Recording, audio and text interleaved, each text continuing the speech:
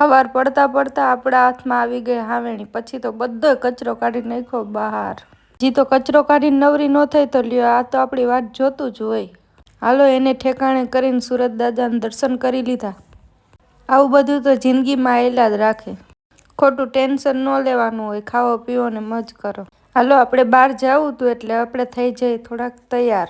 આપણે એટલા બધા રૂપાળા તો નથી એટલે આપણે થોડું ઘણું તો કંઈક લગાવવું જ પડે। પછી તો આપણે લઈ લીધી આ। હાલો હવે ઘાયો ઘા લગાડી લઈએ, આપણે થઈ જઈએ તૈયાર। પછી તો આપણા હાથમાં આવી ગયું પાકીટ ને પાકીટમાંથી કાઢી લીધા પૈસા। આપણા હાથમાં આવું આવી જાય એટલે આપણે ધર્મના કામમાં ઢીલ કરતા જ નથી। 20 રૂપિયા લઈને આપણે નીકળી ગયા દુકાને જલ્દી। દુકાને ગયા હોય ને ખાલી ખાલી અવાય જો આ। હાલો હવે આપણે તો ખાઈ લીધું, હવે બીજાનું ખાવાનું તો કરવું જ જોશે ને। હાલો હવે ફટાફટ આપણે બનાવી નાખ્યું શાક। હાલો હવે બપોરના 12 વાગતા રહ્યા તા તો બેસી ગયા જમવા।